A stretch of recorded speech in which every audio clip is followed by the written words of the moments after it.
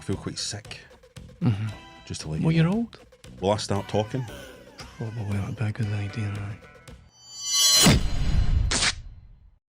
Hello and welcome everyone to CVXX. He's Rab. That's his name. Yep, and his name is Ryan McLeod. Can you say my surname, please, Ryan? Florence? Rab Florence. Thank you. This is CVXX. You might remember us from a show called Consolvania. It's from way back in the day, Consolvania. It's a video game show. Hi, it was made in 2000. Old school. Ages back in the ago, past. absolutely ages ago, but it was also on last month, so you probably remember it for that as well. So who better to take you on a retro show trip through the past than two guys from the past? I feel like I've got a lot of phlegm in my throat. Yeah, you So I'm sound just going to have a wee bit froggy. just a sip of water. Wee bit of, what's the jar? you see my not handshake Jar now, Jar don't you? Binks, the other one with the big.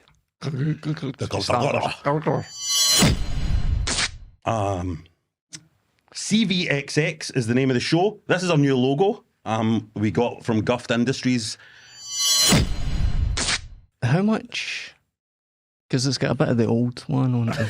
Yeah, that's style though. That's just that's the style of the thing. Because it was quite a lot of Patreon We want to thank that we were saving up for a wee while to pay for that. we want to thank our patrons for their support over the years.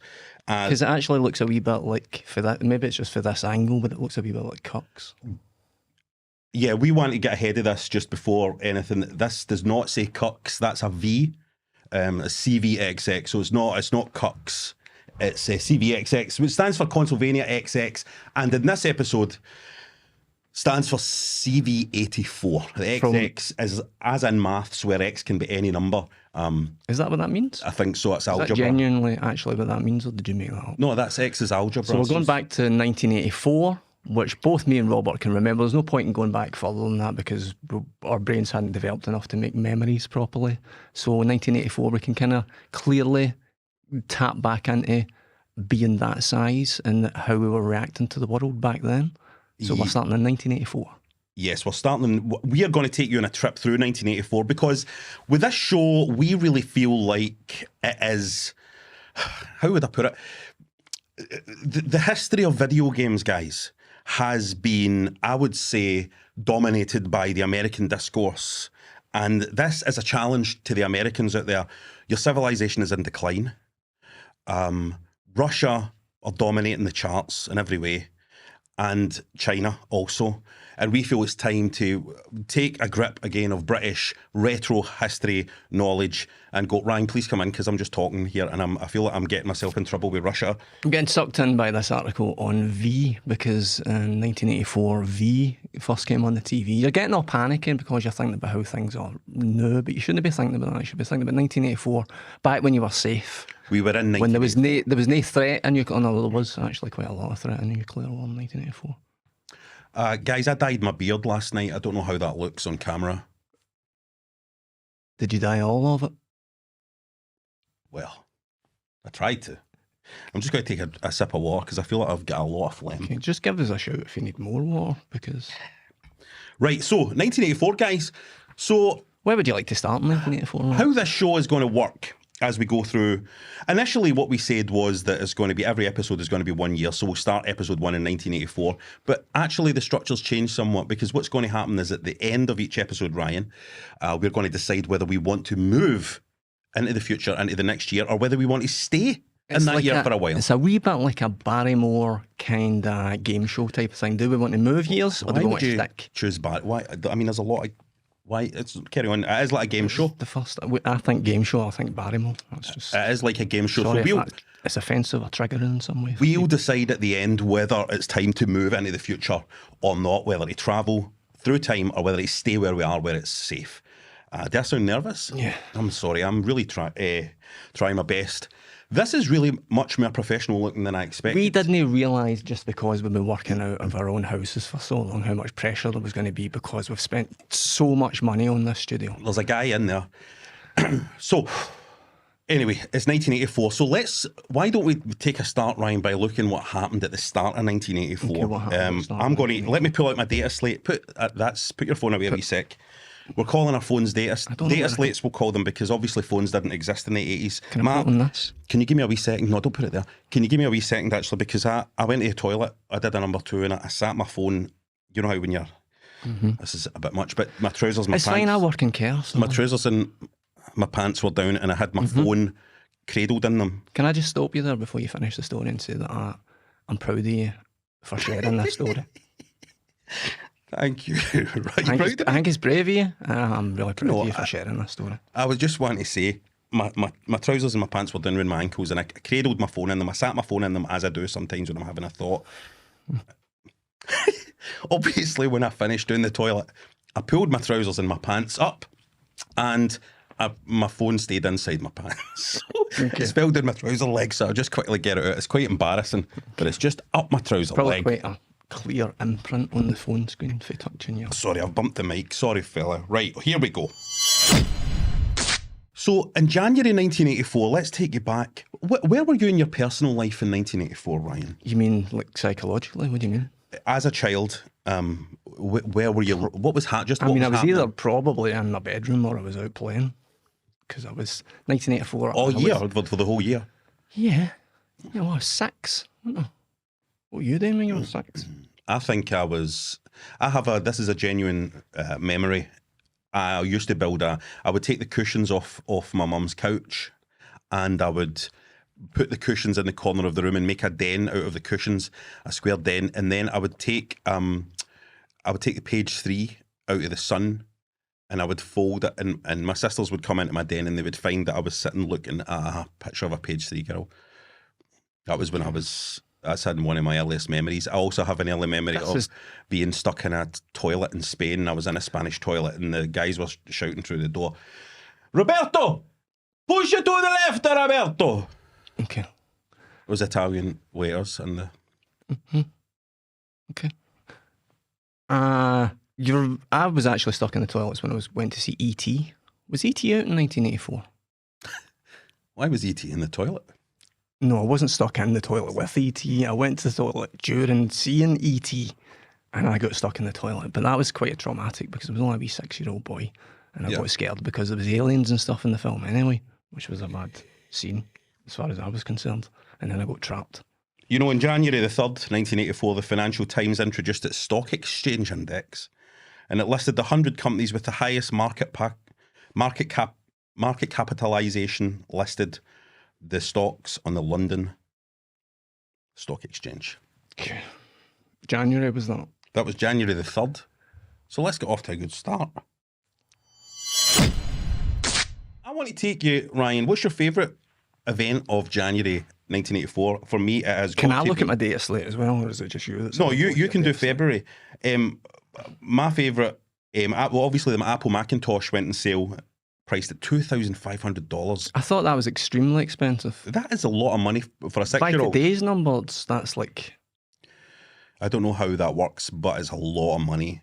Even 2,500 today is a lot. That's 2,500 is how much a logo costs from Guft Industries, which again, it looks like cucks, but I can't stress this enough. Try and get up now. It is not. It doesn't say cucks there, Ryan. You're blocking the.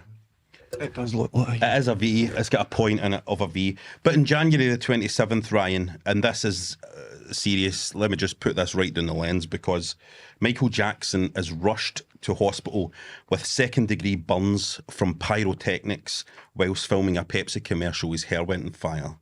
Which is literally a life-changing event for Michael Jackson. And it's so tragic that it was such a funny incident and so funny to watch on YouTube. Well, it sounds funny.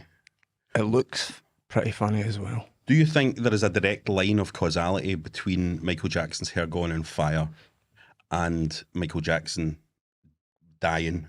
Yeah. That doctor's milk. Yeah. Because he went on the pills, didn't he? The funny pills. I don't know that the Americans he started taking the funny pills because his hair was sore. I don't know. If I was working at Guft Industries and my hair went on fire. I'm bald. If I was working at Guft Industries. Ryan, let's carry on. You're off your head. What else is happening in 1984? Can we move on to February? Yes. Culture Club, number 1, Karma Chameleon, and then Spitting Image at the end of the month came on TV. That's all that happened in February, according to my data slate. Wow, Spitting Image. See, when you think about it, Have you ever had any nightmares that have Spitting Image characters in them? No, but you have mentioned this Yeah, before. Tell us about this, Ryan. I've had Tell a us good about few. this. That's it. That's all the information you need. I That's- have a nightmare where Spitting Image characters play all the parts. Parts of what? I mean, all the characters in your dream. Are you saying so?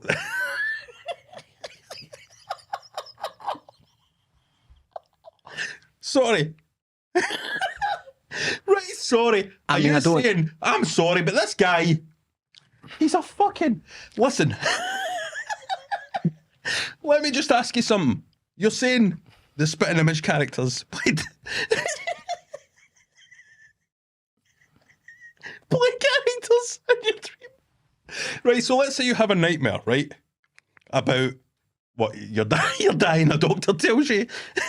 I don't really dream about this. Right, what This kind makes me of like- nightmare? Tell me what a nightmare is. Tell me what you mean by I don't know. an I example mean, we're of a talking nightmare. about like I mean, I don't mean recently. I don't mean I've had them in the last like few months. I mean, like as a child, I've had nightmares about those puppets. But I don't know what the child's. But do you mean like the nightmares Phil about- Collins Spitting Image puppet would play somebody else? Usually, it would be your politicians because they looked the more kind of sinister and fierce and frightening. You don't want a rubber Thatcher in your dream. You don't want a. But she would be playing somebody else, though. That's what you say. You don't want a Heseltine with his wee eyes and his big fucking. They all terrifying. What? What was your question? But well, are they playing different people, or are they Thatcher?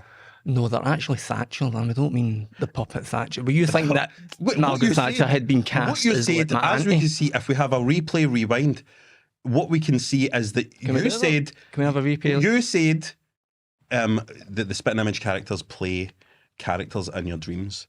So it was like Thatcher was playing somebody else. Like Thatcher would maybe be a doctor telling you that you're a werewolf. There's just been a mix-up. There's just been a mix-up. Sorry. Thatcher plays Thatcher. Heseltine plays Heseltine. This is good for the kids, isn't it? Yeah, let's keep this moving. Why don't we? Have we covered February yet? Is that February? That's two things happened in February, and we can't do the whole year. We because can't. we've only got- We can't do the whole year. We've So only let's got- keep it moving.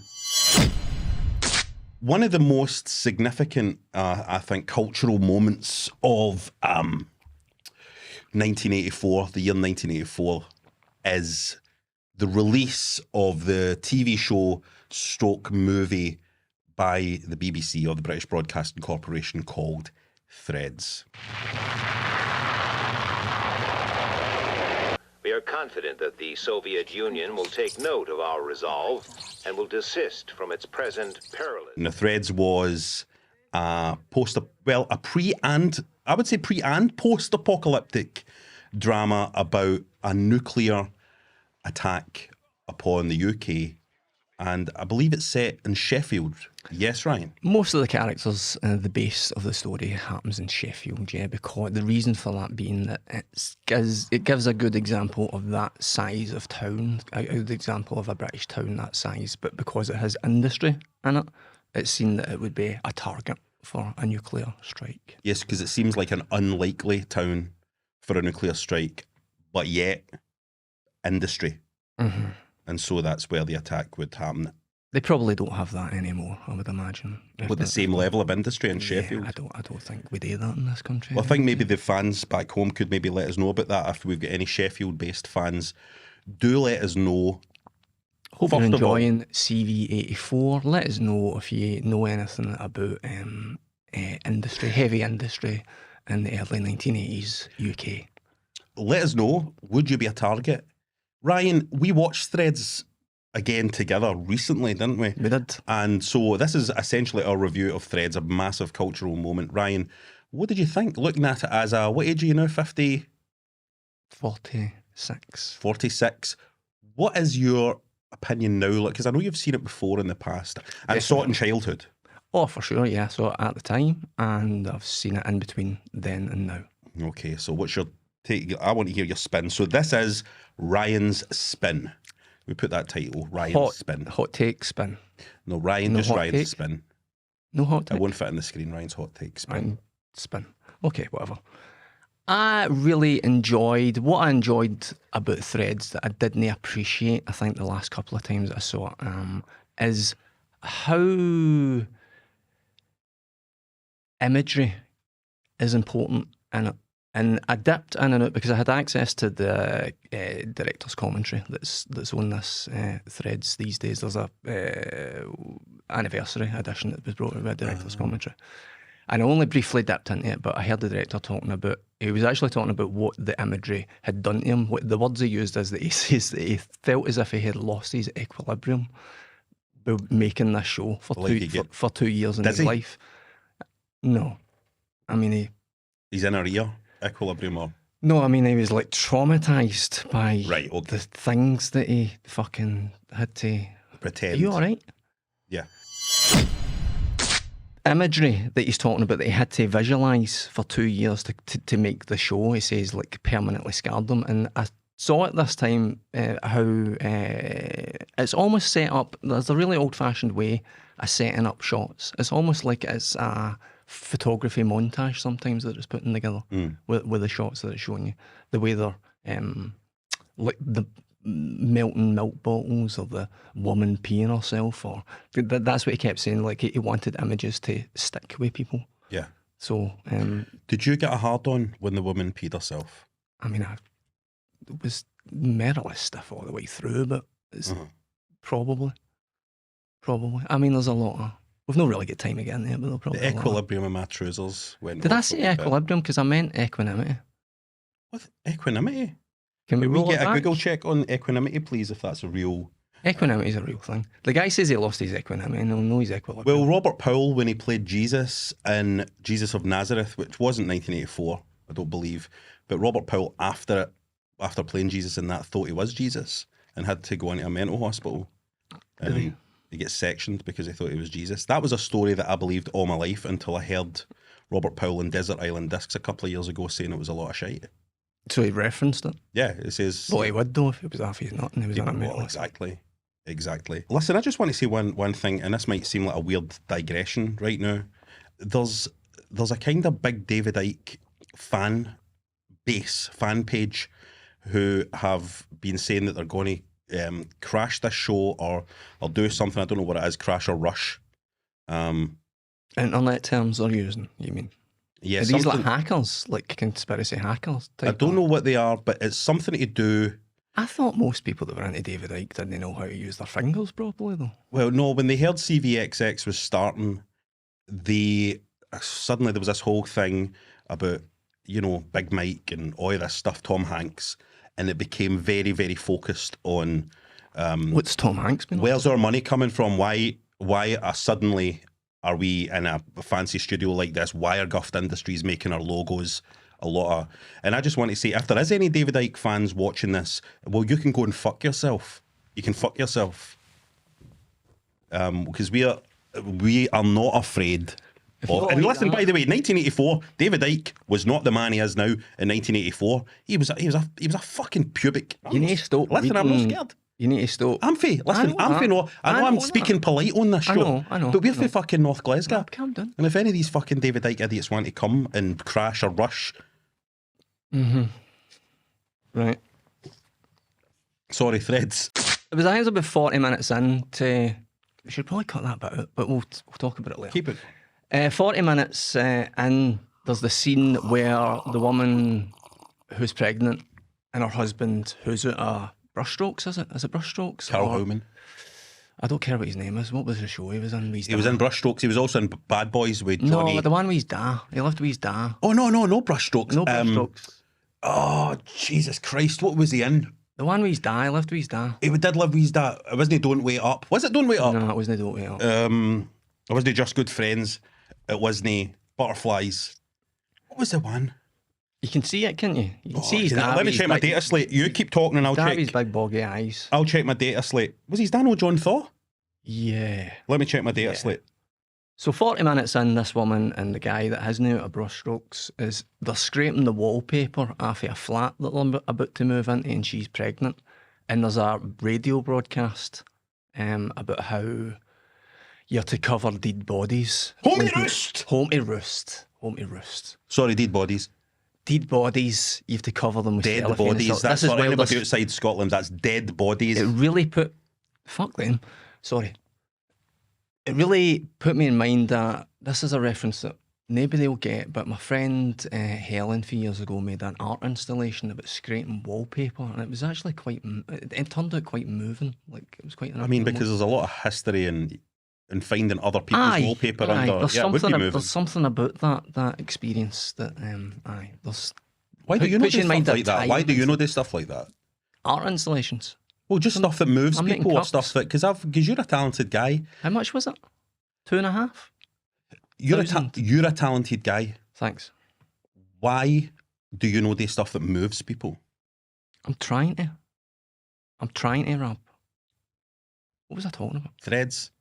40 minutes in, they're scraping the wallpaper off the wall, and there's a radio broadcast telling you what to do when there's dead bodies and stuff. Dead bodies. And I was like, no, we're watching Threads. No, it's got that electronic sound to it, and it's got the juxtaposition of people kind of trying to move on somehow while all of this is going on. And there's that feeling, for that 40-minute point onwards, there's just that feeling of, A heaviness. horror. Just Do horror. you feel it's different watching it now that we are once again in the shadow, under the spectre of nuclear attack? Yeah. Does it feel different again? Because I don't want to take us out in 1984 too much, but recently I have been looking at, I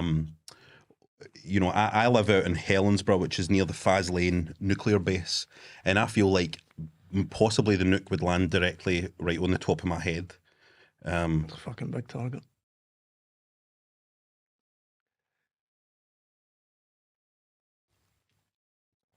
I left a note here in my data slate, talking about like memorable imagery, like melting bottles and stuff like that, and melting faces and people. 47. If you check yourself, you're watching Threads. Check for 47 minutes and 29 seconds. There's a guy sitting on the bog, and he's using pink toilet paper. And I went, fuck, pink toilet Pink paper. toilet paper. Remember pink toilet paper? I remember. And that wallpaper, when they made a barricade, the old couple make a barricade against the wall, and they've got the same wallpaper that I had in my bedroom. And that old woman's lying there dying, going, oh, I don't want to be here anymore. And it just made me think, that reminds me of lying in my bedroom going, oh, I don't want to be here anymore. That wallpaper, Yeah. people said to listen to a lot of. Anyway. My dad was a roofer, and he used to go and work in a lot of old buildings and stuff like that. And sometimes he'd be in maybe old, big old industrial buildings or office buildings, and occasionally he would find the store where they kept their toilet paper, and he would bring him loads of rolls of toilet paper from these places. He'd say, "Look, I got loads of toilet paper," and it would be that that kind of slidey. Remember, like the slidey, Greasy stuff. like the kind of toilet paper you would wrap your double nugget in. Do you mean for the van? Your double nugget? Ice cream double nugget? Well, Is that what you're talking about? strawberry sauce on it. So that's Threads. I watched it as well. Here's my take on it. I've got one more note. Sorry, carry on, Ryan. Just one more. Here we go. There's one. That's fine. See, I think 1 week after the nuclear attack is all you need. See, 1 week. See, Yeah. from that point onwards, as we've briefly discussed between ourselves, they just tried too much. And the show, Absolutely. they didn't have the tools at hand to build the world that they wanted to show you. 1 week after the attack, everything's so far. I mean, it's good that they show you how far, they attempt to show you how far everything breaks down. Yeah. But, it's dodgy after about 1 week. Listen, Ryan. But one other note was that this old guy that was comes your in. one note. No, That was the note. no. The one note that I had written down was they tell you to barricade the doors up against the wall, didn't they? That's Yeah. that's what they tell you to do, how to survive. Why you would want to survive a nuclear blast, I don't really fucking know. But these old dafties have put their door against the thing and they've covered it in cushions, and they've survived like a week. And he staggers out, this old guy staggers out of his house, and half his house is missing. It's all rubble, there's fucking walls missing. And he tries the tap in the kitchen. I was like, That's fucking textbook, innit? what are you doing? Is that no textbook fucking British people, though? What, how come? How do you mean? because they have it's like voting for, I don't want to get political on this show, right? But it's like voting for Brexit. And they all voted for Brexit, didn't they? Who did? Or that lot. Oh, Don't make me right, say right. it. Sorry. But they voted for Brexit, didn't they? And then they were like, oh, things are a bit harder now. Fucking the tap's not working. I mean, that's the one of the best bits about Threads. I just want to say that I agree with you. I think Threads actually should have been about an hour long, should have ended basically a week. I think you've absolutely, Ryan, spot on. And because see, once it goes further than that, you're in fucking Doctor Who territory. You're in a bad episode of Doctor Who. They're having mutant babies. They're all walking about like the cast of fucking Blake 7. I was watching it, I was thinking to myself, this is fucking crap. There's guys. Transylvania's fucking better than Threads. Everybody talks about Threads all the time. Oh, Threads, you must see Threads. You must see Threads. Guy's losing his fucking equilibrium and all that. He can fuck off, because let me tell you something, we've been making Transylvania for 20 years, and how much respect have we got? They have these big industry awards and all that down in London for video game shows and that. We get invited to fuck all. We get invited to fuck all because why? Because we are the fucking nook in Threads. I'm sorry, Ryan. I've drank too much coffee because I was nervous. You're alright. You're alright. Guys, I think we need to lighten the tone a wee bit, because that was pretty heavy. Obviously, this is a video There was game. two guys in Threads talking a different language. Like they'd learned it. I know you want to move on. We will move on. We'll move on all the time. Let's just keep moving on. We will move on. Two guys talking a different language in Threads. Two guys talking a different language. That's what people say when they're watching this show. They're wearing. That's what Americans say when they're watching this.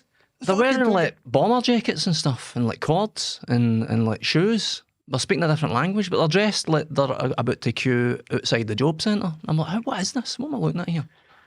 They couldn't do it. We've agreed they couldn't do it. They fucked it. It was good for a bit. Are we allowed to move on from Threads? Let's move on for Threads then. Right, let's move to the next. Check your data thread. Let's move to the. God, the data slate. Let's move to the next segment. I want to lighten the tone here. Let me just see if I can get this in shot. This, my friends, is an issue of Smash Hits from December 1984. 1984. Look at that fabulous house. This is the real deal. And this is the thing about CVXX, which makes this special from other retro shows, which makes this the premier retro show in the UK. We have the physical items. We're going to move into physicality in a big way. Physical time is back. And this here, I bought this from eBay, off eBay. And it is Smash Hits, December 1984. And as you can see on the cover, you've got Julian Lennon there. Do you remember that cover? Just interesting. Sorry, can I get a shot? Can I put this coffee up here? Julian Lennon and the man the good-looking one out of Duran Duran. On the back, we've got Wham. You wouldn't even get that nowadays. But the reason That free space, all that space to just put a nice picture. The reason why I got this though, guys, is that inside this we have the 1984 Readers Poll. How cool is that? So we are going to get not opinion from, people from the modern day. We're going to have hot opinion, not opinion from Ryan about Threads for 20 minutes. It's going to be opinion from 1984 from real people from 1984. So let me just start reading these out, and we can almost play this as a game, Ryan, like one of your, like Bob Monkhouse game shows. Is he clean? Here we go. Is he definitely clean, Monkhouse? Monkhouse is cut lean, right? So let's start this reader's poll. You can't find it, can you? You should put a wee post. No, it's okay. So here we go. I'm going to read the introduction straight from Smash Hits, right? So here we are. Your Majesties, Mr. President, Your Holiness, very right reverends, Your Lordships and Ladyships, ladies and gentlemen of the jury, boys, just get on with it. Now that the votes have been cast, thousands of stamps have been stuck on poll forms. Listen, think about that. This is from a time, Ryan, when people used to put on stamps on. Uh-huh. Okay? Okay. The post office have made lots of money. The postman has got a bad back through having to stagger up 2 flights. This is the introduction. Through staggering up 2 flights of stairs with sacks and sacks of your poll forms, the votes have all been collected. This is really... Oh, and weirdly it says here in brackets, shut up and get on with it, you twit, or you're out of a job, Ed, the editor. Hey, you look cool. Can we get a shot of Ryan here? You don't get that much anymore. You look like Billy Joel. Thanks very much. One, two, 1, 2, 3, 4. That's literally the nicest thing you've ever said to me. Thank you, Ryan. Right, here we go. Best group 1984. What's your shout? Best group of 1984. 1984 is Duran Duran. You're right, it is Duran Duran. Yeah. Second place, Wham. Third place, Frankie Goes to Hollywood. That's quite interesting to me, that. Let's move on to the best music video of 1984. This is a shocker to me. What do you think? I don't even know who's got a music video in 1984. Well, it was the year that the Thriller music video was released. Okay. And the winner was Wild Boys by Duran Duran. The winner was Wild Boy. That video was just they went on holiday for a week. No. I've You're thinking of literally the wrong. spat all over this microphone. You're thinking of the wrong thing, Ryan. You're thinking I'm gonna Wild have to Boys pay- is the I'm gonna one. pay for this now. Wild Boys is the astonishing one where they're all bouncing on ropes and all that. It's no Let me check on Amazon how much these cost. Ryan. It's no the holiday one. It's the one that they're all, or the Wild Boys are all jumping around on. Jesus Christ. The best TV show in 1984, according to the readers of Smash Hits. Let me tell you the top three. At number 3, Sorry, guys. Ryan, could you edit in just some clips of these shows? Yeah. Number 4, Brookside. Okay. Well, I've got that to hand anyway. I've got that in my hard drive. At number 3, The Tube. Which We just tube? cut to some footage of Ryan. Number 2, Top of the Pops. And at number 1, I'll give you a clue. Neil the Hippie was in it. Young ones. Young ones. The young ones, that's right. There we go. Let's keep this going because I feel like this segment's dying a death. Maybe we should go back to the Nooks. How many things are there in that article? Quite a few. The best male singer in 1984. I want you to remind you that David Male Bowie is singer around in 1984. 1984. You've got Jackson, you've got Prince. I'm going to say Prince. It's Simon Le Bon. I was close. It's Simon Le Bon. And we get a nice poster here of Duran Duran. It feels like it's quite a Duran Duran heavy year, this, for the readers of Smash Hits. The best female singer of 1984. Cyndi Lauper. It's Alison Moyet. Fuck. Same amount of eye makeup. I'm going to blow your mind here, though. Kids will be lapping this up. Number 6, Annie Lennox. Right. Number 3, Shadi. Number 2, Tracy Ullman. She was everywhere. Guys, let me explain to the kids, because there's going to be some young kids watching this, and I want to explain to you who Tracy Ullman was. She was not a singer. We will be talking about Tracy Ullman later. Now, this is my favourite bit, Prat of the Year. Who was the Prat of the Year? 1984. Could it be I want you to think homophobia. Colonel Bloody Gaddafi? No, think homophobia. You might think it would Think be. homophobia. Yeah. It's That Boy show. George. Boy George is the Prat of the Year. And number 2 Prat of the Year is George Michael.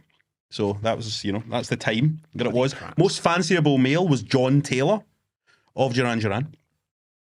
Most fanciable female. Oh, here, we're in your camp now, Ryan, because you love fancying females. Which was the most fanciable female of 1984? Moira Stewart. It was Kim Wilde.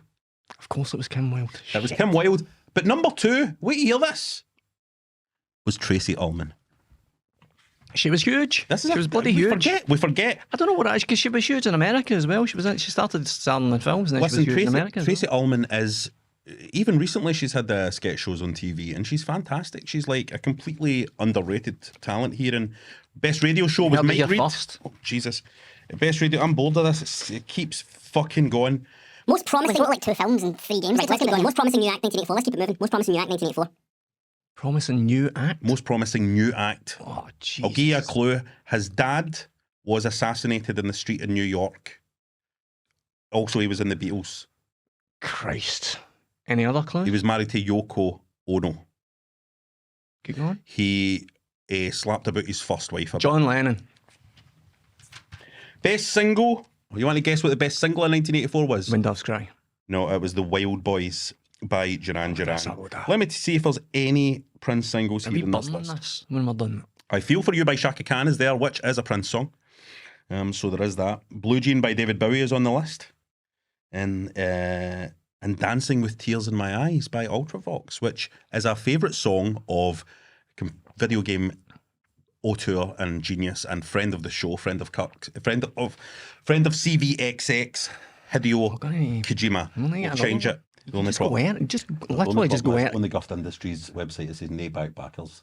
So on the FAQs, it says no backbackers. It's literally just an inky and a sticker, so just correct it. Just make Ryan, the best album of 1984. Look at the best album of 1984.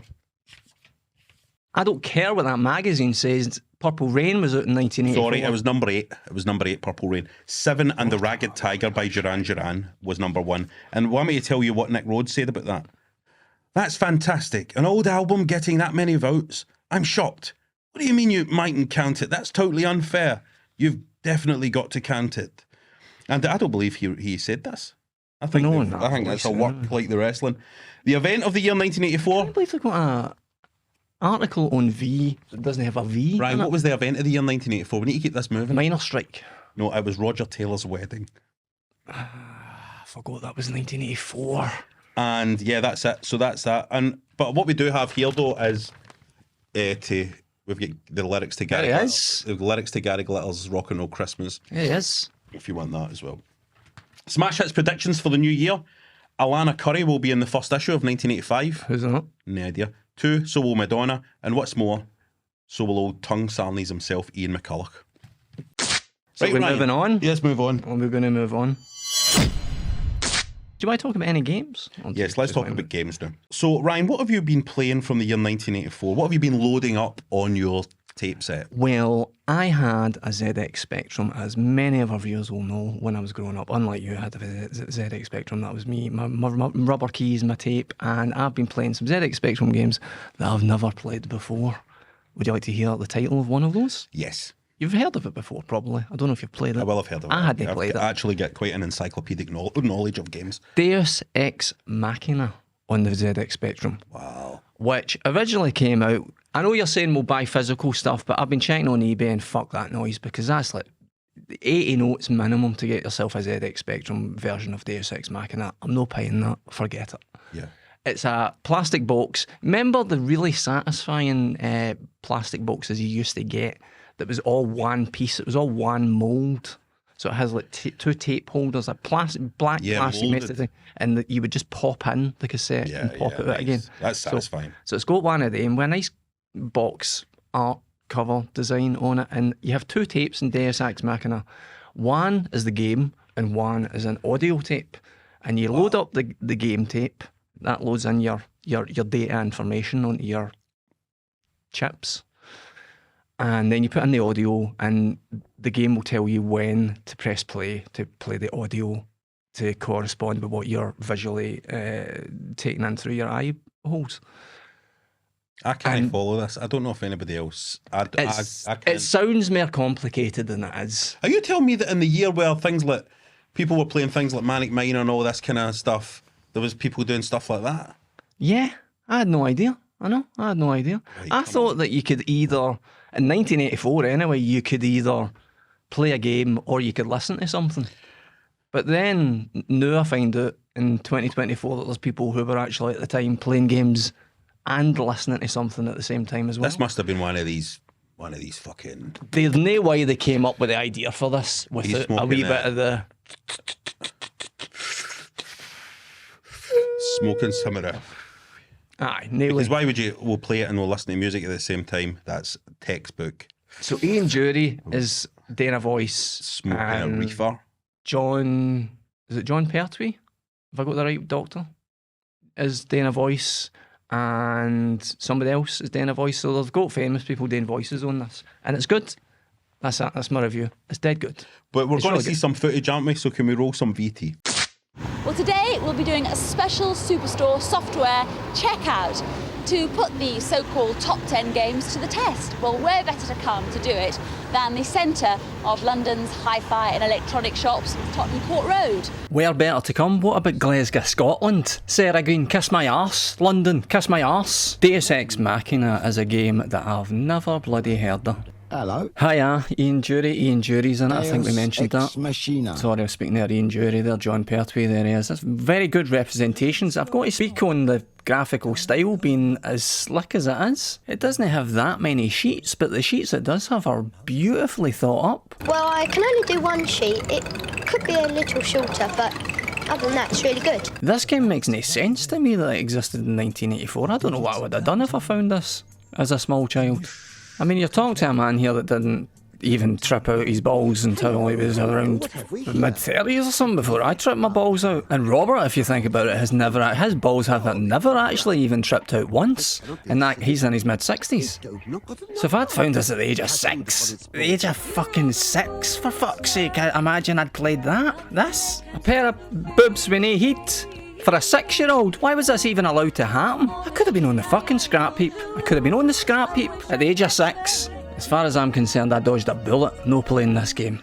It's too stylish, it's too sexy, it's too inventive. It feels like a glitch, some kind of glitch in the Matrix. Is this for 1984? Because I didn't know the Spectrum was capable of this. It is just mini-games. It's so fucking weird you need to play it its own steam. Really gives you a craving for soup. Like minestrone. Well, that's great, Ryan. I just want to talk about one of my favourite games of all time. I was a Commodore 64 owner. Is it for 1984? Yes, I was a Commodore 64 owner. And I understand the privilege that affords me. The process for me in doing this show, CVXX. Do you genuinely feel superior to me? Like, have you done all these years because you had that fucking Commodore 64? Not Do you think only, you're better not than me? only Is what because of that. what I'm asking is, do you think you're better than me? I don't know if better is the right word. I wouldn't be. I don't know what the right adjective is. But it's Let's move on. a heightened Let's just move sense. on. Anyway, Commodore 64. But I have been playing this, interestingly, on the Spectrum because I've decided. Listen, let's get in the trenches. Let's get in the trenches a little bit. Get your hands dirty. Get my hands dirty. You know, let's slum it a bit and find out what the bulk of people in the UK were playing, because most of the people in the UK in the 80s were playing the ZX Spectrum because their dads were tramps or whatever, and that was what they could afford. And so I They decided couldn't to- get good jobs. That's what it was. What? I think that's what was happening in the 1980s. That dads couldn't get good jobs. I'm not a history buff, but I think dads couldn't get good jobs. Is what Well, was listen, happening in the 1980s. I don't come from a privileged background. My dad was a Soon for- working class guy. That's a good job. For a background. But my dad was like, if I'm up here roofs every fucking morning at 6 o'clock, I'm no my reward isn't my son as a tramp with a Spectrum. He was happy as Larry up there. You know why? Because he's away for yous. Or yous. Or the peace and quiet. The views he must have seen in his time. That's my dead dad he's talking about there. So that's the good episode 1 at CVXX.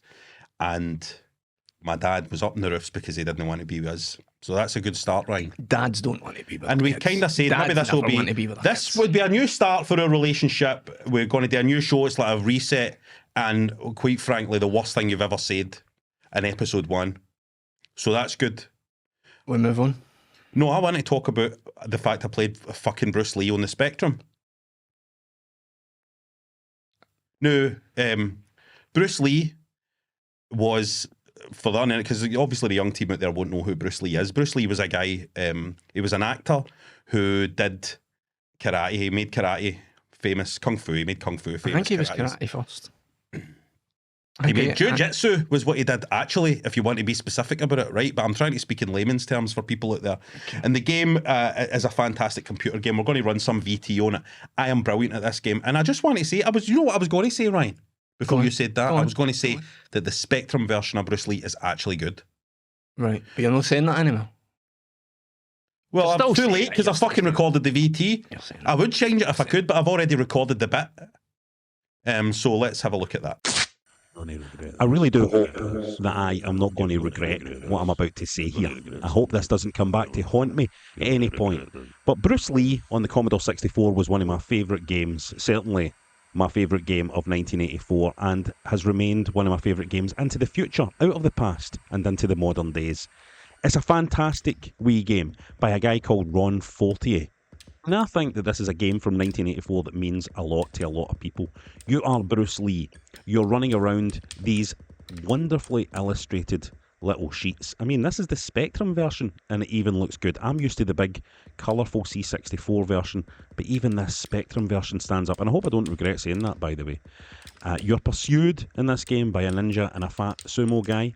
You're collecting lanterns to try and unlock later levels. The game's all about collecting these lanterns, and it's just such a creative and wonderful wee world to run around in. There's something about the flowing movement of Bruce Lee that I've always loved.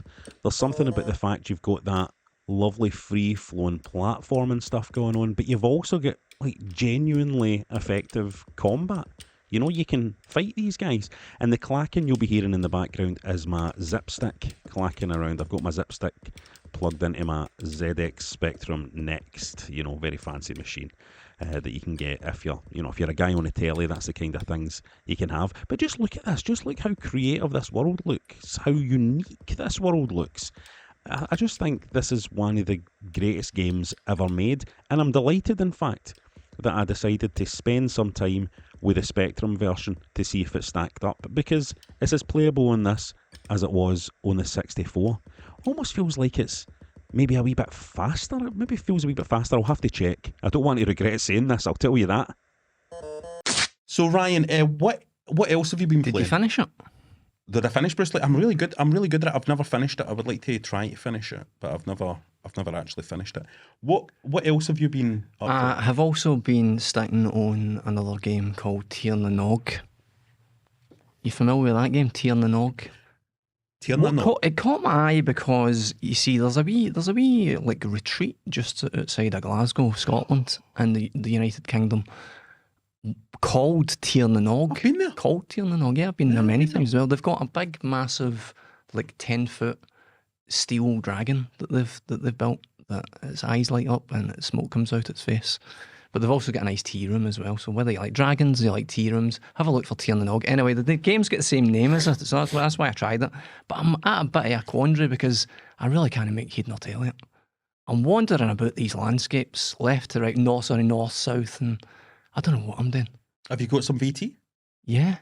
Only a company called Gargoyle Games could... Oh, Christ, run. It blipped at you. Only a company called Gargoyle Games could have made Tir na Nog on the ZX Spectrum, which is, by many people's account, a classic on the ZX Spectrum. Which is interesting, really. It's interesting to come out and realise that people consider it a classic and realise how much work they're doing themselves when they look at this footage. Because I'm not doing the same amount of work. I'm playing this now. As far as I'm aware, I'm supposed to collect like fragments of something. It's impressive that it's a free moving adventure game and stuff, and it's got graphics and stuff moving in the background and stuff. See, probably about as many colours as the Spectrum can handle. I know I'm supposed to be collecting things so that I can open up the next bits. I know that much about games to understand that that's what I'm supposed to be doing. This game's got a save game option, which gives me the sweats. It makes me think, this is going to be a bit of commitment, this is going to get confusing. You're fucking right, it's going to get confusing. The character animation is lovely.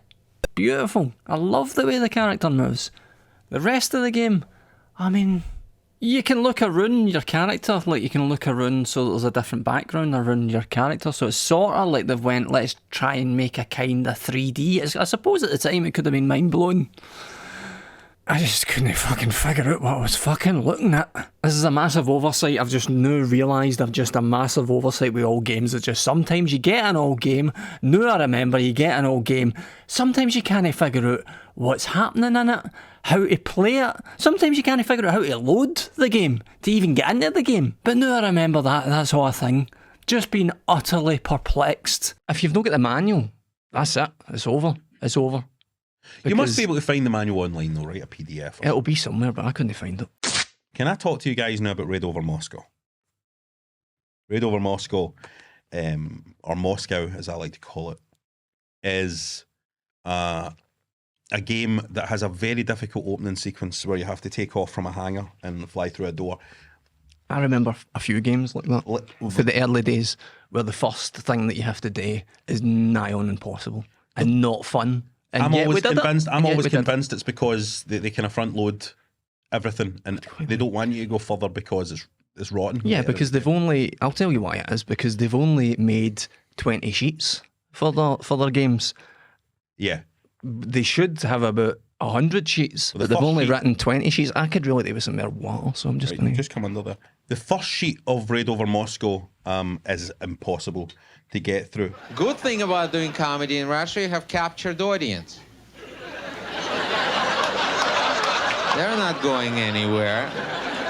You gotta be very selective, very careful with what jokes you say. If you say, like, take my wife, please, you get home, she's gone. Great Yakov Smirnov there doing his stand-up routine. He was a guy from Russia, came over to the United States and did a lot of comedy about his newfound freedom. It was a time, 1984, when Russia was seen as the enemy. I know it seems an alien concept now, but the media, the press were telling us that Russia was the bad guys, and so that gave a lot of people ideas for computer games. This is one of them, Raid Over Moscow, or Moscow. And the very start of this game is impossible. You're trying to make this wee plane fly out of this hangar, and most of the time when I was playing this game when I was a young man, and I played this game a lot, the big struggle was trying to get the game started by getting one of these planes out of the hangar. I loved the idea that a nuclear war would start and the Americans wouldn't even be able to get their planes out of the base. I loved it. So if you did get out of the base, you were rewarded with a fantastic selection of mini games. Every stage different, every sheet. You see, if you look at this sheet here, you've got a wee kind of, it's almost like a Space Invaders type vibe. Space Invaders in reverse when you're looking at these 5 bases. Here's your man here with a rocket launcher at the Kremlin in Red Square. It looked like there was a UFO coming out there, and he's going to fire his rocket launcher and just knock these boys right after. I mean, this is pretty cool, right, from 1984. Quite exciting, intense action. And here we have the most baffling bit of Raid Over Moscow, where you get to play a game of Frisbee with Metal Mickey. I don't know what part of the nuclear war against Russia this represents, but I'll tell you something. It was a lot of fun, and fair play to the makers of this game for giving you such an amazing variety of different sheets. F5 for Suicidal, guys. You wouldn't get that these days, would you? F5 for Suicidal. I'm going to kill myself. Can I talk a wee minute about Miami Vice? Yeah, thank you. Can I talk a wee bit about Miami Vice? Now, a lot of people have looked at me over the years, and you can almost tell, I think, by looking at me, that I am very inspired by Don Johnson in Miami Vice. Now, myself and Ryan, when we travel through time into the early 2000s, you'll hear me and Ryan talking about Nash Bridges, which was a big show for us, Ryan. Do you remember the one time where we were on the bus to college, Robert? Yeah. And there was a guy roughly about the same age as us talking to maybe his mum or maybe his granny or maybe his auntie, but a relative anyway, about Nash Bridges. And he was very, very enthusiastic about Nash Bridges. And we were very, very enthusiastic about the fact that there was somebody else on the bus who was very, very enthusiastic about Nash Bridges, because not many people are very enthusiastic about it.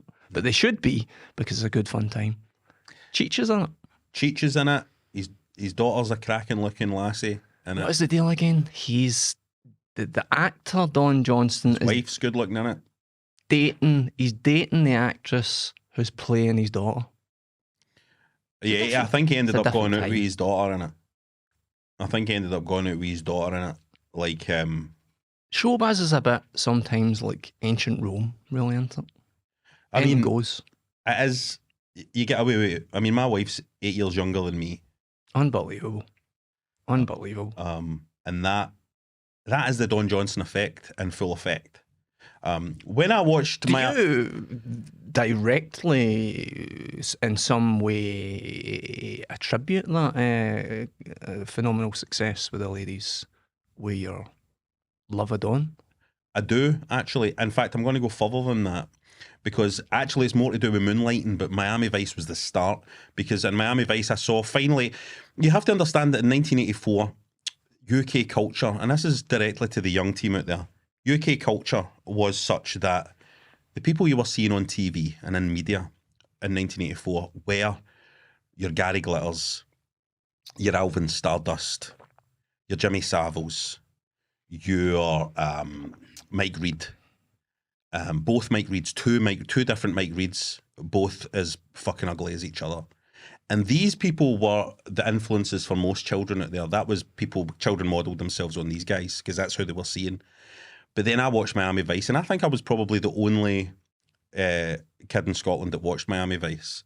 My mammy would let me watch it, and my mammy would send my sisters to the van to get my sweeties in for watching Miami Vice. I would get beef mini chips. Makes me just smile to remember it. And Mintola. Guys, do you remember when Mint Munchies were called Mint? They don't even exist anymore, Mint Munchies. But they used to be called Mintola. And then they were After Eight. They're called After Eight Munchies or something. I don't know what's going on, but they were called Mintola back in the day. Packet of Monster Munch. And I'm talking about the real, you know, that good Monster Munch, Ryan, the pickled onion, the MSG. I'm sitting here and I'm waiting for you to say mix-up. Is there a mix-up? I didn't get a mix-up. No, I would get, because then why would you get, then the fucking guy chooses the sweeties? Why would you have a fucking guy choose the You sweeties? can tell him what you prefer to have. Let me tell you a clue about the mix-ups. Hey, that's a microaggression. Do you want a mix-up, son? Aye, 20 pence mix-up. He chooses the fucking oldest sweetie. Oh, I've had this pot for fucking 20 years. He chooses the stinkers out of there. He's giving you all the shite of the day. You were eating all the shite. Nah, I was getting the fucking sherbet saucers is what I was getting. Eating all the shite. He took his ginger bottle. Mind you would get the sherbet He kept saucers. his ginger bottle. He kept his ginger bottle and he took it to the van. And the guy gave him a load of fusty fucking flying saucers. And now he sits here fucking talking about my da going up the fucking roof. The one... To get away from me. To get away from me. The one game that I really enjoyed that I've been playing recently for 1984 is a game that's really close to my heart. What? But is actually a load of shite. It's the game Mr. Wimpy on the yeah. Spectrum, which was originally... It's no, It's a Burger Time clone, It's right? basically Burger Time. Burger Time. Originally, there was a game called Burger Time, and then after as was the way in those days, if a game had even a modicum of success, there was a dozen clones like within the next month. And among the clones of Burger Time was Mr. Wimpy for the Spectrum.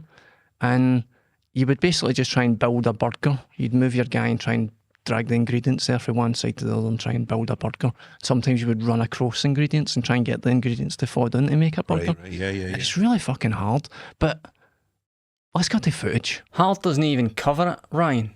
Hard doesn't even cover it. Even if you count the title screen here, which isn't really that much to write home about, Mr. Wimpy on the ZX Spectrum still only has 3 sheets in the whole game. 3 sheets. This fails the CVXX test that I've just made up on the fly right now. You can't even wipe your arse with this game, it's only got 3 sheets in it. And yet what we're looking at here is something that I spent countless hundreds of hours playing, right up until the moment where the tape deck chewed up my tape. And I experienced for the very first, certainly not the last, but the very first time, the horror of losing a beautiful game or save game that I love. But what's strange about this, to me, to look now at this footage, is I barely even recognise it. You would think it would really mean something to me. Oh my Jesus Christ, what the fuck is that? Is this success or failure? I can't tell. So this is a strange one. For me, this is a very strange one. I had expectations, I think, that I was just going to have fond memories of this, but I actually look at it and I go, I barely remember this at all. And it definitely isn't fun. It might have been the first game I played a lot in the house, but I definitely couldn't have been having fun. Or was I? I feel so far removed now from accepting this as entertainment that I can't tell. The only thing I'm able to really concentrate on is how fucking loud it is when the burgers fall down. I don't like when this happens because I like to try and represent the Spectrum, because it means that he gets a victory every time I look at one of these old games and they turn out to be absolute shiters. So Mr. Wimpy is a piss poor shitter from my past. Can I just say something about Wimpy, the shop? See, when I think about Wimpy, for the young team that are watching, or for the Americans out there, Wimpy was a chain, kind of fast food chain way back in the 80s that only guys of a certain prestige and generation would remember. It's my first memory of fast food as a Wimpy. When I think about, here's the thing though, Ryan, I would be curious to see what your take on this Okay, is. go on, Ryan, spin on this. Go on, I'll go put my data slate then. Hold on. Let me just swallow this phlegm. Just adjust my posture if I'm ready for this question. Let me tell you this. I thought you were going to ask me a question. When I think about the fact that Wimpy's food comes on a plate, it gives me the boke. There's something about that food being put on a plate that makes me, that actually, as I sit here just now and I think about a sausage on a plate, like a long sausage on a plate, I feel like I'm going to fucking spew. I was doing a shift. This isn't really connected to the show, but I was doing a shift yesterday. And I work in care, so I was in a college, right? And I'm with this lad, and he's in the queue to get his lunch, and I notice, because I'm sitting down and I'm watching him in the queue, and I notice just in front of him in the queue, somebody's dropped a hot dog banger type thing, but it's still got like the ones that have got like the German types that have the skin on them, and it's lying on the lino in front of this lad on the grun, and it's one of the most fucking disgusting things I've ever seen in my life. I think I would have preferred to see a shite on the grun than this sausage. I don't know what it is. It's weird that you take the words, because sausage is quite a pleasant word, but there's something about the way that you say sausage. If you put it in a different environment, it becomes fucking disgusting. Welcome to CVXX, the UK's premier retro gaming show. I'm sorry for swearing there. Miami Vice was so influential upon me, and I would just like to send a challenge out to people out there as well.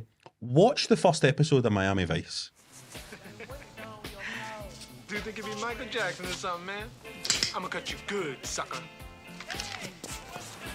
Can it wait? I'm a little busy right now. Ryan, when was the last time you watched the first episode of Miami Vice? Probably back in the day, to be perfectly honest with you. This is a guarantee. Look into my face here, right? I'm going to give you a stone cold Rab Florence guarantee. If you watch the first episode of Miami Vice, it will fucking blow your mind. And you are gonna weep when you realise how far things have fallen in terms of television, how far things have fallen, that something that incredible, that stylistically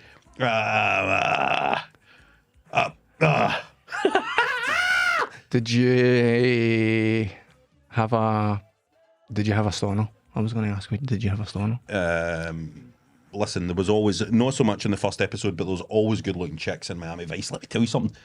Here's another thing about the 80s. They weren't afraid to put a good looking woman into their products. Right, let's move on, because I can feel you're getting close to your views. Wrong with putting a nice looking woman in Mind something? we talk about don't include your views in the podcast. Mind we talked about it. So you're talking about how stylish Miami Vice and stuff is, and that I think will lead on quite nicely to one more film that I've watched. I quite fancied the look of in 1984, the film Streets of Fire. In Streets of Fire.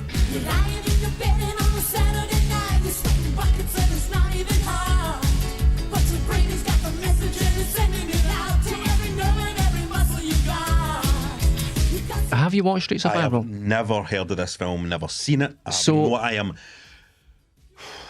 Streets of Fire is a cross between it's a great example of an 80s film. There's no decade like the 80s for them making films where they've just went, this is a different universe. It looks like our unit, but it's just a different universe, and that's all the exposition you get. Like, it's just like, well, we're in a different place, so things are a bit weird, and that's what they do in Streets of Fire. And it's almost like a battle between evil definitely, and rock and roll. Can't remember the main character's name, but it's got William Dafoe in it, and he's really good. He's really. Did you say William Dafoe? Willem. I said Willem. I might have said William. The plot is very simple. This guy, William Dafoe. No, he's the baddie. Right. He's in a biker gang. I think I don't know. It's 80s. I think he's in a bike. He's got a lot of hair products in, and he has a load of guys. I mean, a load of guys, like hundreds of guys in leather jackets that hang about with him. I've not seen it. He kidnaps a rock and roll singer lassie, and you've got to see this scene to believe it, because the lassie's in. She's doing a concert, and there's maybe like 1,000 people in this concert, like in the audience. How many? 1,000. Right. So it's a semi decent sized gig, and Willem Dafoe and his leather pals literally just walk into the gig and go, we're going to take her. No tickets? No tickets. Just walk straight into the place, up onto the stage, grab the lassie, and it's up to like members of the audience to go, oh, we don't want this to happen. And they try and start a fight with the leather guys, but they can't fight properly, obviously, because they've not got leather on, because it's the 80s. If you get leather on in an 80s film, then you can batter pretty much anybody. But the film's pretty much about this mercenary who has been hired by Rick Moranis. Remember Rick Moranis for Honey Shrunk? That guy? He's doing like a kind of wheeler dealer, kind of like almost like a New York Arthur Daly kind of character, and it's kind of weird because he looks about 13 in the film. But everything's all camp and stupid. But you were talking about Miami Vice being stylish, and Streets of Fire has a real style to it. As ridiculous as it seems, it doesn't seem like there'd be much salvageable for it, but it has a team of 4 editors working on it, and one of the editors is like quite a big deal in like 80s films. Why are you huffing?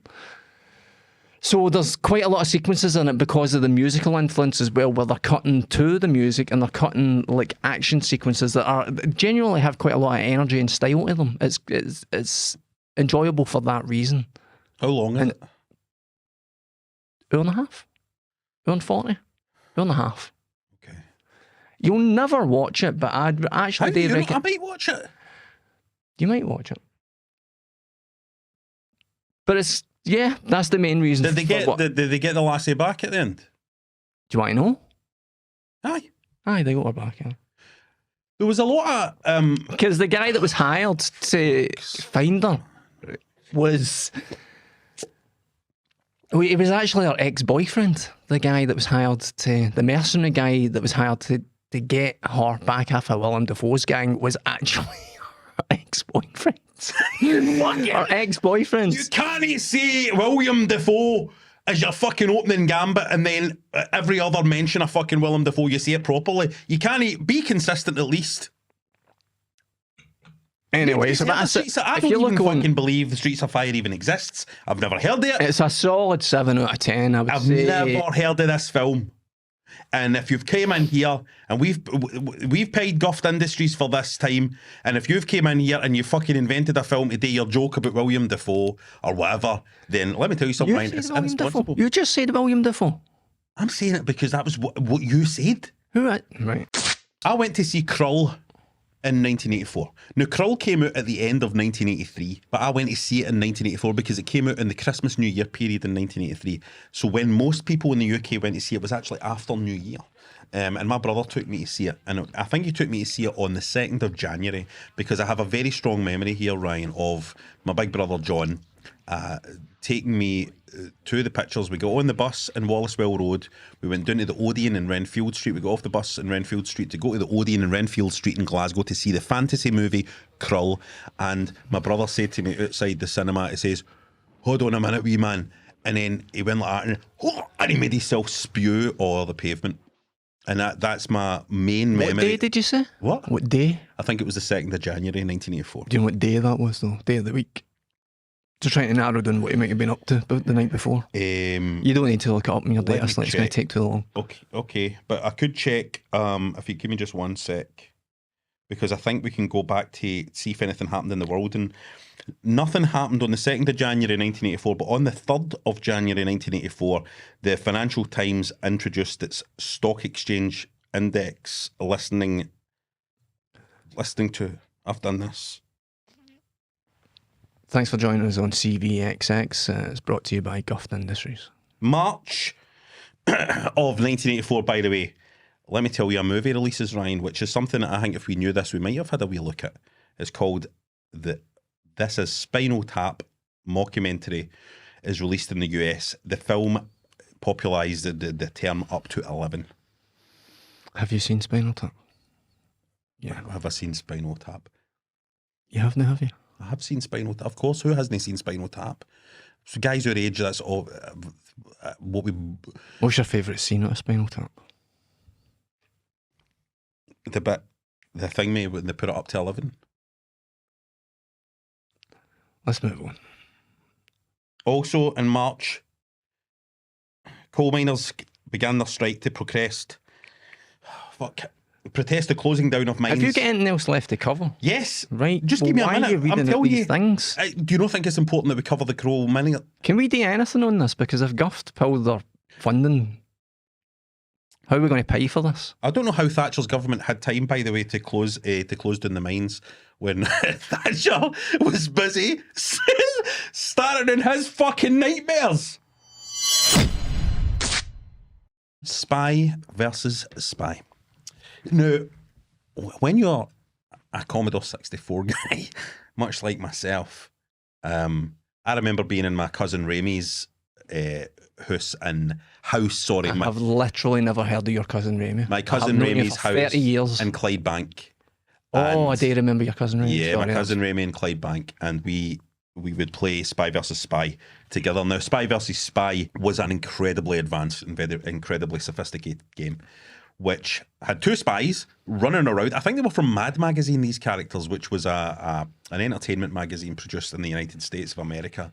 And it was a kind of comedic spy versus spy type narrative. That was the kind of narrative they were trying to sell back in those days about spies going up against spies. There was also, later in the 80s, there was a movie called Spies Like Us, starring Dan Aykroyd. And who was the other one that was in Spies Like Us? Chevy Chase. Chevy Chase, which was also about spies. And there was there was just a lot of spy stuff back There's a then. sexy lady in that film. Yeah, I mean, that was the 1980s. I have a very distant memory of watching like a couple of scenes for that film too many times. Which probably means there's a sexy lady in it. There was the 80s. You remember in Trading Places, you saw Jamie Lee Curtis's entire breast in it. Yeah. There was also a man get raped by a gorilla. Yeah, but I mean, it was all in good spirits. I think it was just a bit of fun. I think. So, Spy versus Spy, essentially, can you imagine this? A two-player adversarial game, split-screen game in 1984. Spy versus Spy. There's something important we need to talk about, Ryan. Go on then, Robert.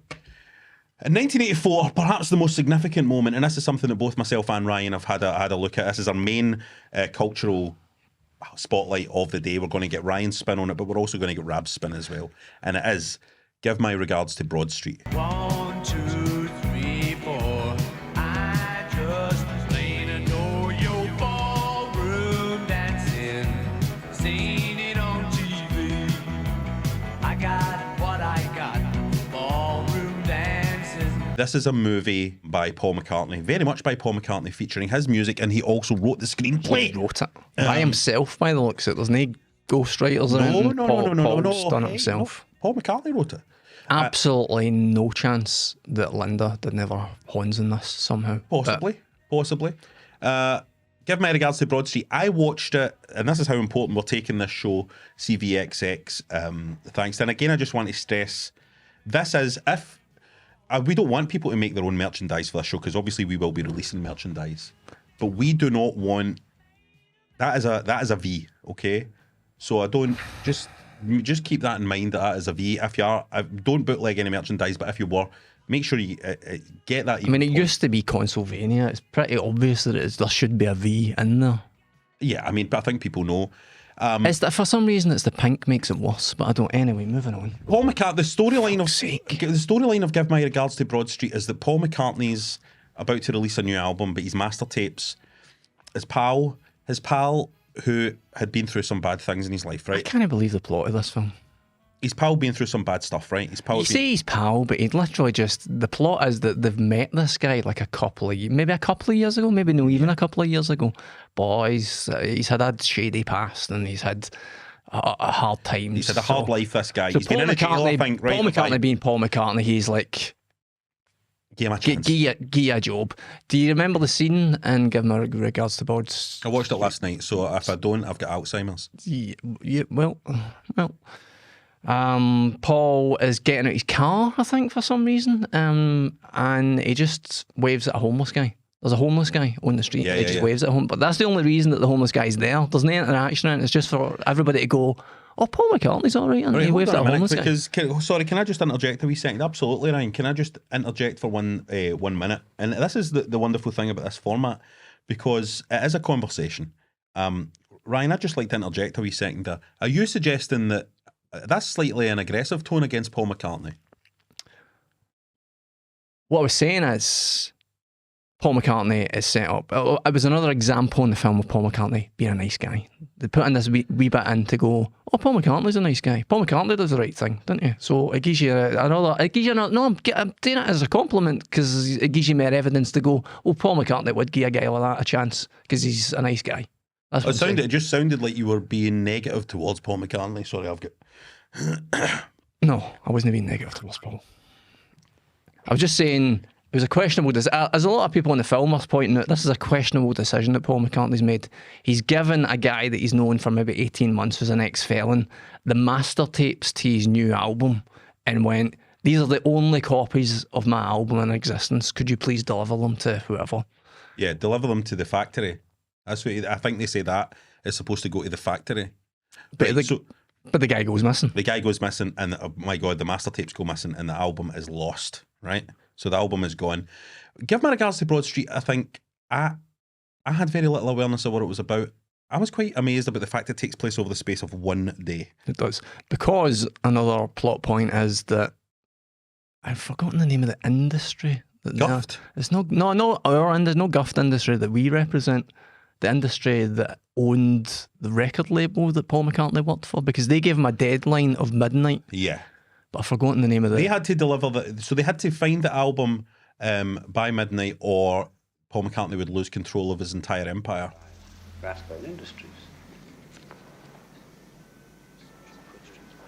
That's Rath. Rathbone Industries. They all seem to be here now. So that's the story. And let me tell you something. The story, that is genuinely all the story is.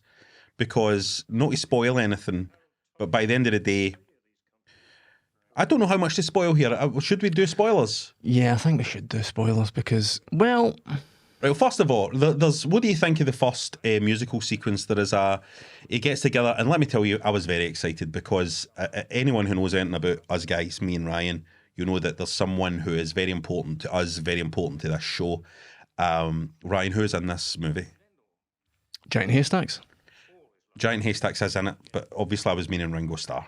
I would put Ringo Starr below Giant Haystacks, to be honest, but that's just a personal preference. You think Giant... We have never fucking mentioned Giant Haystacks in the history of anything we've done. I thought he was really good, but it did seem like they dubbed some of his voice. They dubbed Giant Haystacks' voice. Not been up to his old tricks, has he? Because he had quite a promising career as a young lad, you know. Could have done very well with me. I don't know what the reason for that is. Maybe he was having trouble speaking because he's a very large fellow. You're madder on Ringo than I am, I think. You're a big Ringo Starr fan, aren't you? You want to see the bird that Ringo's pulled in this film, man. What a cracker.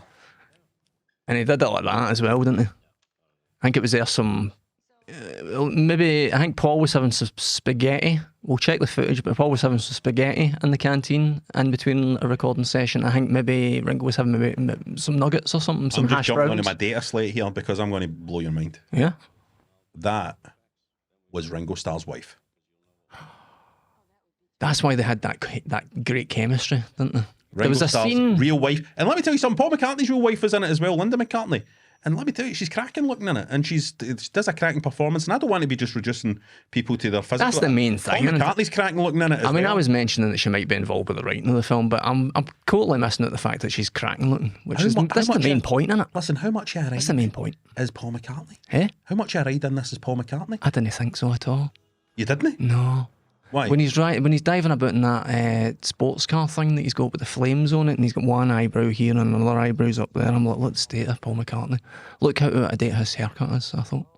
Look how out of date his haircut is. It's for 1984. I think it's out of date even by that point, to be honest. So anyway, he sings a medley, and then because you have a look at 1984 Billy Joel, he's tight jeans. Let's keep it moving because he does this medley, some old Beatles tracks. The version of Wanderlust, can I just say, because I know that Ryan's been negative about this movie, but the version of Wanderlust that Paul McCartney performs in this movie is absolutely beautiful. Wanderlust was one of Paul McCartney's solo tracks. There's a scene At 20, again, if you want to check it yourself, this is on YouTube to watch. By the Yeah, way. you I can watched watch it on YouTube. YouTube. That's in how HD, little Paul I watched McCartney cares about this. At 20 minutes and 20 seconds, there's a scene. I can't remember. I think it's Paul's going for a recording studio to another meeting or something, but he's in the car with that Australian actor. And the scene is literally they're sitting in the car and Paul McCartney pulls down the seat cushion divider between the two of them, and then the scene ends. That's the scene. Right, It's 5 seconds long. There's an exterior shot of the car. There's an interior shot of the car. No words are spoken. Paul McCartney puts the cushion down. That's the end of the scene. I am going to... This film's a wee bit... I'm going to blow the lid off this. I'm going to blow the lid off this. We're coming to the end of the show. I'm blowing the lid off Broad Street right now. If... Do you mean you need the toilet? If David Lynch had directed this, this would be considered one of David Lynch's greatest movies. There is practically no difference between season 3 of Twin Peaks and Give My Regards to Broad Street by Paul McCartney. And I don't give a... Listen, you can clip this segment out of this show and you can spread it far and wide on the internet. I do not give a fuck. The critics have been down on McCartney all along, and... Which critics? Let me... Read my lips. Give My Regards to Broad Street by Paul McCartney is practically identical to season 3 of Twin Peaks by David Lynch. It definitely felt... The felt as mystery long. of where that album has disappeared to is practically Who Killed Laura Palmer. It's practically the Who Killed Laura Palmer story writ large. Can we... It is a dream within a dream. Can we... There is... Not only is it a dream within a dream, there are dreams within dreams within dreams in this. Ryan, what do you think about... The scene where they start off in the recording session and then he's on stage and then he's in like old Victorian times. Yes. And I'm like, aye, it just goes in and in and in, aye. Yeah, it's mad. It's mad that it even exists. Are you saying that in a positive way, though? No, definitely no. There's a moment, I think, which really sums up... Let me say, if this was in a David Lynch movie, then people would be writing essays about this in film criticism classes. There's a moment at 46:45 in Give My Regards to Broad Street where Paul McCartney is there with the band. Ringo's on the drums, they're ready to go. And Paul McCartney goes, 1, 2, 3, 4. And then the song doesn't start on the 1. It starts on the 2. Okay. Now, what does that suggest? Well, I mean, there's a lot of readings of that. There's a lot of different readings of that. But what does that suggest to you? I just want to say one other thing as well. This film is a number 2. I want the footage to be put up of... Because I'm debunking this right now. Now, there is footage of outside Paul McCartney's childhood home, and it's of the guy who's the caretaker of that home, who people have suggested is Paul McCartney. These fucking David Icke people, right, who are contacting Guft Industries, emailing Guft Industries, talking about Big Mike and Tom Hanks and Fall, the fake Paul McCartney. Put up the footage right now, cut to the VT right now. This guy, you're saying this guy is Paul McCartney, you're saying this guy is the real Paul McCartney. Well, you should be fucking ashamed of yourself. No More Lonely Nights is one of the most beautiful songs that's ever been recorded by anybody. The ending of this movie, where essentially fuck all happens, well, you can say this is rubbish, right? So let's give away the ending to this film, because the whole film... It all hinges on where these master tapes are of this album, that we've been watching these performances of the songs throughout the film. The whole thing hinges on where are these tapes? What's happened to this ex-con that's disappeared with these tapes? And what happened to the guy? He was at the train station, Broad Street train station, and he left the tapes on a bench while he went to try and do a shite, and he got locked in the toilet. But see, one of the important bits of information about this thing that happens at the very end of the film, the whole thing is hinging on where are these tapes, what has this guy done? Has he sold them on the black market? Yeah. Has he gave them to the baddies because there's baddies in it? But he got stuck in a derelict building because he needed a shite. and he went in and the door got jammed behind. And it wasn't. This is what I'm about to say is the important part. It wasn't a toilet that he got stuck in. So he's went into this derelict building. He thought it was needing a shite. He needs a shite, the guy. And it wasn't a toilet. He's not going to just go in and stop needing a shite. So he's done a shite in that derelict building that Paul McCartney's just came into. Now, Ryan has made a fundamental error here in his reading of this text. He's made a fundamental error. Because, yes, there might be a shite lying in this abandoned building. Okay? That might be, Ryan's went to his bed, he's watched it, he's went to his bed, he's thought, God, Paul McCartney's went in there and there's a shite in the corner. That's what he believes. Paul McCartney's nostrils. The guy's been stuck in there as well, so Paul McCartney's stuck. I wanted to see like a waft in Paul's throat as the shit smell goes through. Right at the end of the movie, Paul McCartney's in his car and he wakes up from a daydream. I think I might have stopped watching The tapes were never lost. Never lost? It was a dream within a dream, within a dream, within a dream. Oh, I feel such a fucking fool. Now, there's also a Broad Street computer game. Let's jump to some footage of that. Yesterday, McCartney. The movie. Paul McCartney. It is the year 1984. And I am sitting in the corner of my room with my Commodore 64 set up, and I am driving around looking for Ringo Starr. And my dad is watching the football in the other corner of the room, and he shouts over at me, "Son, what are you doing?" And I'm saying, "Dad, I'm looking for Ringo because I'm Paul McCartney and I've lost my music again." This is Give My Regards to Broad Street on the Commodore 64. Here's Macca himself getting out of his very small car, looking for Ringo. Ringo's usually hanging about outside the subway stations, but not today. Here comes the traffic warden.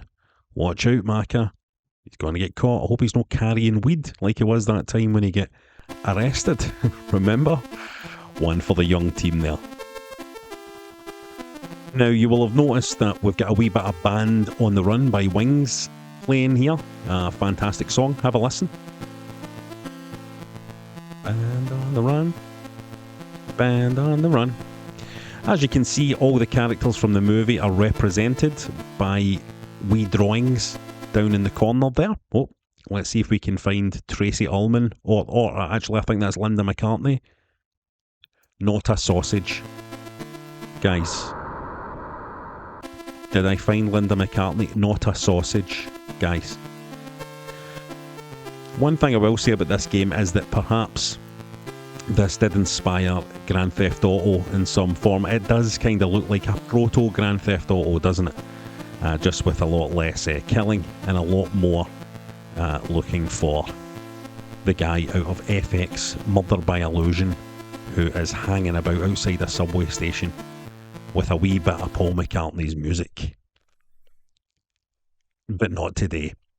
Not today. Right, well, it's time to wrap up. Cool. Let's have a look at my data slate. Ryan, we like to end our shows. Will we move on from 1984? We don't know yet. We've not decided yet. But Ryan, would you perhaps read out the list of dead of 1984? Because we like to do a memorial, almost like an in memoriam for the people who passed away in 1984. Now, while Ryan does that, I am going to be accompanying him using a kind of traditional sung speech from the Northern Isles of Scotland to accompany his reading of the dead of 1984, which will play us out. And hold your finger for a few seconds, and a pin will show up. Sorry. I've not got a list just now. I only know 2 Half Beat Hearts in 1984. Right, well, the list was supposed to be prepared. We've been booked in for a certain amount of time from Here we go. Here we go. If you just want to start reading them in the solemn tone. And listen, guys, thanks for watching CVXX. Please spread the word about it. When you spread the word, please make sure everybody understands that's a V. We'll change this. We'll have a talk about this. Fucking waste of money. And here we go. Thank you. 1984's been a blast. Jackie Coogan died, age 69. Right, Richard Burton. Just the names, just read the names out of the list. Richard Burton, Andy Kaufman, Ansel Adams, Diana Dores, James Mason, Marvin Gaye, William Powell, Arnold Riley, Count Basie, Ethel Merman, Johnny Wilson, I don't know him, Truman Capote, Jackie Wilson, Ray Kroc, Peter Lawford, Richard Basehart, Yuri Andropov, Jackie, Marvin Gaye, That's a sad Tommy one. Cooper. Tommy Cooper. That's everybody that died in 1984. According to Miss Light. Hey guys, you're watching CVXX. Remember, that's a V, not a U. Guft Industries. Guft Industries.